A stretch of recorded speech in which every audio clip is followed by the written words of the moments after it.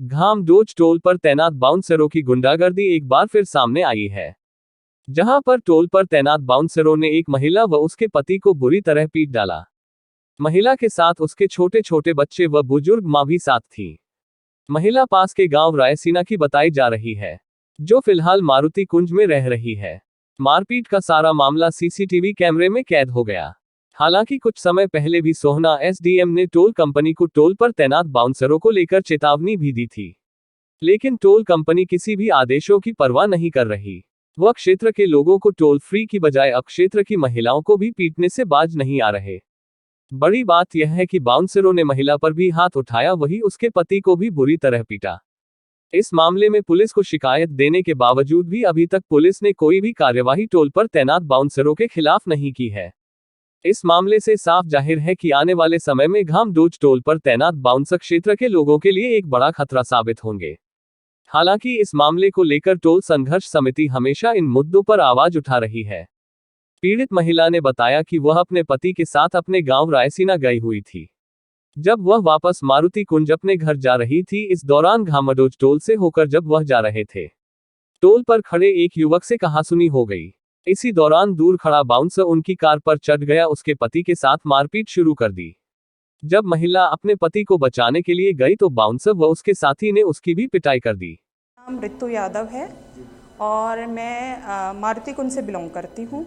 मेरी शादी गुड़गांव में हुई है। मैं बेसिकली रायसीना से मारुति कुंज जा रही थी।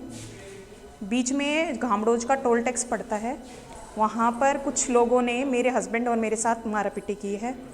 इसमें हमारे चोट भी लगी है, आप देख सकते हैं। यहाँ पे खुरचा भी उन्होंने देखो कितनी बुरी तरह मेरे को मारा है। बाकायदा उस चीज़ की हमारे पास वीडियो भी है। मेरे हस्बैंड को भी बहुत बुरी तरह मारा है। मामला क्या था? झगड़ा किसी को लेकर? झगड़ा किसी चीज़ को लेकर नहीं था। झगड़ा था कि एक बंदे ने बैरियर हटा चुका था, वो क्या कहते हैं, गाड़ी क्रॉस कर चुका था। उसी दौरान हमने उनको कहा कि भाई हम भी मारुति कुंज के हैं, हमें निकलने दीजिए। इसी दौरान जैसे ही उन्होंने वापस बैरियर लगा दिया। फिर एक बंदा आता है, हमारी गाड़ी पे चढ़ता है, गाड़ी पे चढ़ के मेरे हस्बैंड को मारता है। मैं उस दौरान बाहर ही खड़ी होती हूँ। फिर वो मुझे भी मारता है और फिर मेरे हस्बैंड को भी गाड़ी के अंदर, और मेरा एक बेटा और मेरे भाई के 2 बच्चे उस गाड़ी में और मेरी मदर उस गाड़ी के अंदर थी। इन्होंने इतनी बुरी तरह मारा है कि मेरे हस्बैंड का कान भी छिल गया है और पेट में भी उन्होंने अच्छे मुक्के मारे हैं। तो इस मामले को कार्रवाई की है कोई पुलिस के? हाँ, पुलिस कार्रवाई की है, पर पुलिस ने हमें ये नहीं कहा कि भाई इसका कुछ मेडिकल भी होना था। पर अब हम इसका मेडिकल करवा रहे हैं, मेडिकल, और हमने इसकी एफआईआर दर्ज करने का सोचा है और हम इसको टोल पर बाउंसरों की गुंडागर्दी को लेकर इससे पहले भी क्षेत्र के लोगों की महापंचायत घामडोच टोल पर हो चुकी है। टोल संघर्ष समिति ने इन बाउंसरों का खुलकर विरोध भी किया था। वहीं सोहना के एसडीएम ने भी इन बाउंसरों की गुंडागर्दी को लेकर टोल कंपनी को सख्त आदेश भी दिए थे। इस मामले को लेकर लगता है कि टोल कंपनी किसी भी कानून की परवाह नहीं करती। अब देखने वाली बात यह है, क्या पुलिस इन बाउंसरों के खिलाफ कोई कार्रवाई करती है या यह मामला दबकर रह जाता है। सोहना से संजय राघव की रिपोर्ट। कावड़ लेके आए थे तो रायसीना गया हुआ था अपनी वाइफ को लेके, और वहाँ से जब वापस आ रहे थे तो मेरे आगे एक गाड़ी आके उन्होंने बीच में लगाई। जब मैं गुड़गांव की तरफ जा रहा था, एक्सट्रीम लेफ्ट में सेल्टॉस वाइट, उसमें से एक आदमी उतरा, उसने उसका बैरियर हटाया बूथ का, और उसके साथ फिर एक संजय पहलवान शायद नाम है उनका, उन्होंने आके भी उनकी हेल्प करी और उनको जाने दिया। जब मैंने पूछना चाहा कि आपने उस गाड़ी को क्यों जाने दिया, या मेरी वाइफ भौंडसी की है या मेरे पास भौंडसी का आईडी प्रूफ है, मैं भौंडसी का रहने वाला हूँ, तो क्या आप हमें जाने देंगे। उसने ये बातें सुनी नहीं, खींचातानी स्टार्ट हुई।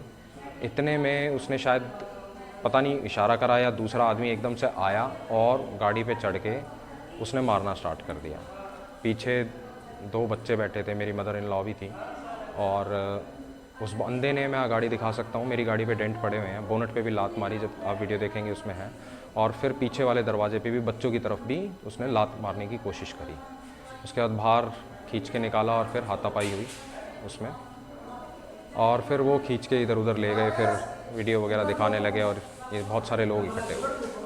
तो आपने कोई कार्रवाई की इसको लेकर? हाँ, हम इसमें भौंडसी थाने में एप्लीकेशन दी थी तो उन्होंने बोला कि क्या नाम है, ठीक है सर, हम कार्रवाई करते हैं, आप अभी घर चले जाइए और हम आपको बुला लेंगे। जैसे ही उन बंदों से हमें जो जैसे पुलिस वगैरह जो कार्रवाई करते हैं, वीडियो वगैरह निकलवा के लाते हैं, जो भी चीज़ें हैं, हम आपको फ़ोन करके बुला देंगे।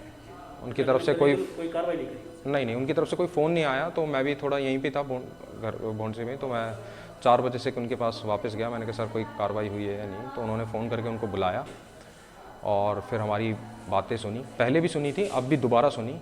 और उन्होंने एक थे सर, उन्होंने जो था एप्लीकेशन वगैरह लिखने को बोला दोबारा, और क्योंकि उसमें कुछ प्रॉब्लम थी और वो प्रॉपर मैंने एप्लीकेशन लिख के उनको दी है।